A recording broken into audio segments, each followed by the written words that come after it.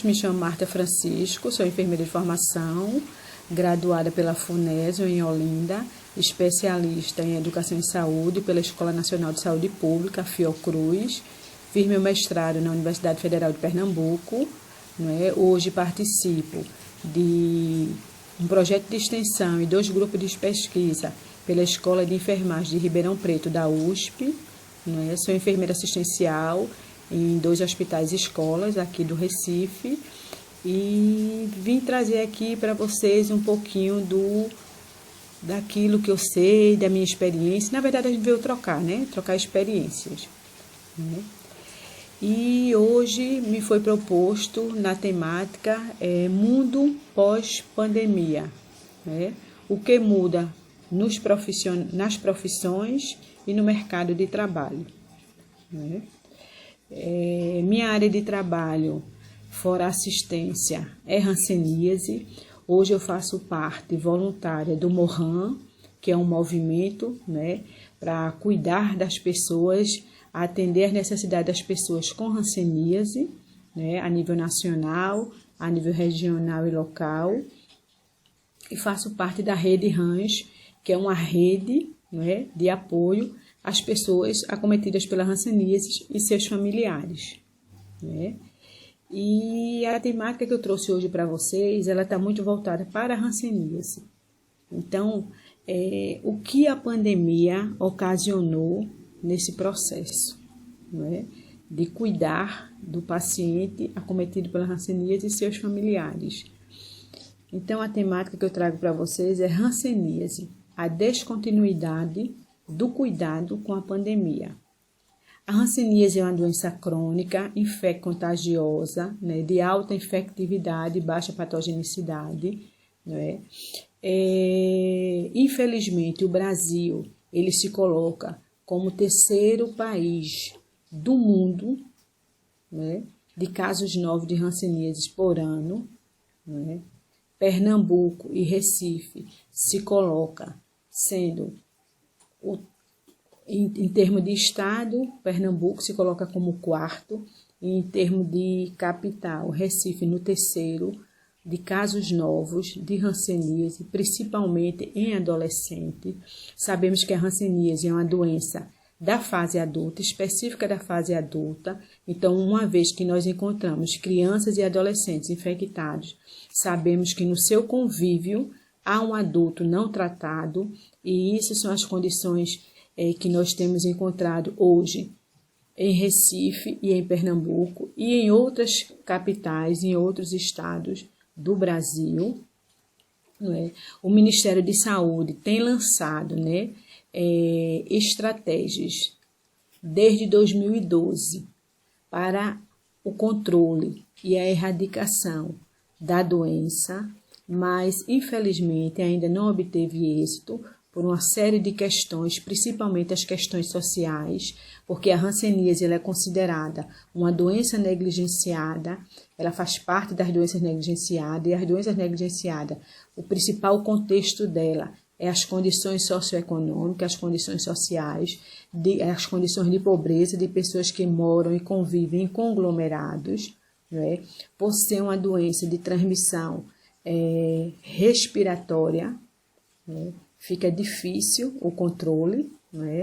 Talvez hoje a gente até consiga, com a pandemia, controlar um pouco essa transmissão, coincidentemente ou de uma forma bem lógica, pelo uso da máscara. Então, a máscara pode estar, neste momento, nos ajudando, fazendo essa barreira de proteção para a transmissão da hanseníase, Mas o que eu quero trazer para vocês não é o conceito da hanseníase, como se trata a hanseníase, mas como tem sido cuidado, como tem sido assistido esses pacientes acometidos pela hanseníase neste período de pandemia. Nós sabemos que já faz 1 ano de pandemia, não só no nosso país, mas no mundo, por isso que se caracteriza a pandemia. E esses pacientes ficaram desassistidos, como outras doenças também, sejam elas transmissíveis ou não, mas as doenças crônicas, de uma forma geral, ficaram desassistidas, como a diabetes, a hipertensão, o renal crônico e muitos outros, tuberculose, né? E a hanseníase está dentro desse contexto. Então, os pacientes nesse período, eles deixaram de ir para as unidades básicas de saúde, que é a porta de entrada das pessoas que são diagnosticadas, casos confirmados ou suspeita da doença, né? Assim como aqueles que já estavam em tratamento. Porque as unidades básicas de saúde, as unidades de estratégia de saúde da família e as policlínicas, né, média, atenção básica e média complexidade, elas tiveram seus horários reduzidos, né, dias de consultas agendadas de uma forma mais restrita, mais rigorosa por conta da pandemia, e com isso muitos pacientes, até com o próprio medo, né, por desconhecer a pandemia, o Covid-19, o coronavírus, ficaram com medo de se expor. Por si só, sabemos que a hanseníase é uma doença estigmatizada, é uma doença que tem um preconceito, é uma doença que carrega em cima de si, né, por si só esse preconceito, por várias questões sociais e religiosas. E a gente tenta desmistificar esse conceito, mas ainda é muito difícil, porque é uma questão muito cultural, né? Não só da nossa realidade, mas da realidade como um todo. E esses pacientes, eles ficaram, a causa maior que eu quero trazer aqui para vocês, é que eles não ficaram só sem a assistência, eles ficaram sem os medicamentos, né? Aí alguém pode dizer, não, mas isso é um absurdo, né? E aí vem o nosso papel. O que mudou nessas profissões, não é? E o que muda nesse mercado de trabalho? Então, os profissionais estavam lá postos, mas existe uma coisa chamada logística de insumo de medicamentos, e esses medicamentos vêm do Ministério da Saúde, porque são medicações gratuitas, não é? E essas medicações, infelizmente, não chegaram até seu destino final, que é nas mãos daqueles que precisam. O tratamento da hanseníase hoje, ele é um tratamento de 12 meses, né? E tem todo um complexo e um conjunto de medicações que devem ser tomadas diariamente. Inclusive, existem drogas supervisionadas, além do suporte à questão dos cremes, à base de ureia, por conta do ressecamento da pele, protetor solar e etc., que em alguns estados eles são distribuídos gratuitamente, né? Infelizmente não é igualitário para todos os estados e todas as regiões do Brasil, mas eu pude participar de alguns complexos, tanto no Instituto Lauro de Souza Lima, como no Hospital das Clínicas da Universidade de Ribeirão Preto. E há essa distribuição, né, desses outros insumos de creme, de hidratante, né, do colírio, que ajuda muito no caso dos pacientes acometidos, né, das pessoas acometidas pela hanseníase.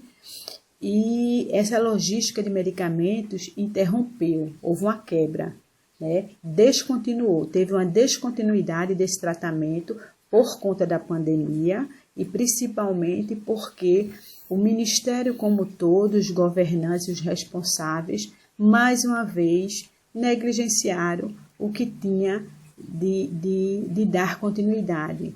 Claro que a pandemia tem sua importância, tem sua relevância, mas as outras doenças não deixaram de existir, não deixaram de acontecer, não deixaram de ser transmitidas. Então, nesse momento estratégico, temos que dar suporte a todas as demais doenças, porque elas continuam, né? E as pessoas continuam, principalmente aquelas pessoas que foram diagnosticadas meses antes, ou um mês antes, ou 15 dias antes do lockdown, do fechamento, dos horários restritos. Então, isso teria que ser revisto, né? E esses pacientes, até hoje, muitos deles estão sem receber as medicações, né? Eu digo porque eu faço parte desse grupo do Morran e da Rede Rãs, e nós alimentamos uma planilha mensalmente e vemos que, principalmente aqui no meu estado, em Pernambuco, tem muitos pacientes que até agora não receberam, embora essa logística voltou a funcionar desde outubro do ano passado, de 2020, né? Mesmo com a pandemia, eles começaram a liberar medicações e essas medicações ainda não chegaram. Então, tem pacientes que fazem 3, 4 meses que não estão tomando as medicações e a gente sabe que isso é um dano muito grande para o paciente. Por quê? Porque cria-se uma resistência, né? E há uma quebra na cadeia viral de transmissão, né? E isso é prejudicial para o paciente, porque ele tem que recomeçar, às vezes ele não pode partir de onde já está, tem que haver um recomeço, e isso é desgastante, e isso às vezes é danoso, porque existem as reações medicamentosas, existem as reações rancênicas após a medicação, e tudo isso a gente tem que ter o controle desses pacientes, tem que acompanhar esses pacientes. E a pandemia, ela trouxe essa lacuna, ela deixou essa lacuna, né, para esses pacientes. Então, temos que fazer hoje uma reflexão, né, eu trouxe mais uma reflexão para vocês, o mundo pós-pandemia, os transtornos causados por ele, né, pela pandemia, não só nos pacientes com problemas respiratórios, mas nas demais doenças crônicas, transmissíveis e não transmissíveis, né? Então, hoje, o que a gente precisa é de novas estratégias, né? Para que a gente possa dar um suporte a esses pacientes, para a gente que possa reduzir e controlar, né? Que é uma doença que tem cura, é uma doença controlável, né? Então, dá para a gente minimizar, até porque é uma doença que deixa muitas consequências, e a maior consequência são as incapacidades físicas, e incapacidades físicas em pacientes de hanseníase, elas são irreversíveis, você pode até controlar, né? Impedir que ela desenvolva, mas uma vez desenvolvida na pessoa acometida, não tem como reverter esse quadro. Então, a gente tem que pensar muito na pessoa, porque ela tem que ter um suporte não só do enfermeiro, do médico que dá o diagnóstico, do enfermeiro que acompanha, que avalia, que medica, que trata, mas do fisioterapeuta, do terapeuta ocupacional, um suporte do psicólogo, da rede de apoio. É todo um contexto que a pessoa acometida ela está inserida e precisa desse suporte, né? Então, na verdade, eu vim trazer essa realidade para vocês que estamos vivendo com as pessoas acometidas por hanseníase e a descontinuidade desse cuidado, né? As sequelas e as lesões, não só físicas, mas principalmente emocionais, que acarretam e que acarretaram nesses pacientes. Muitos ainda estão na espera, né? Outros já receberam, já estão dando continuidade ao seu tratamento, mas outros ainda estão na espera. E a nossa luta é para que todos recebam, e principalmente aqueles que foram diagnosticados, iniciem seu tratamento, né? Para que possa realmente controlar a doença, para que possa evitar de continuar infectando outras pessoas, né? Para que nós possamos, de alguma forma, combater, né? Que é o nosso maior objetivo em relação à hanseníase, é o controle e a erradicação da doença.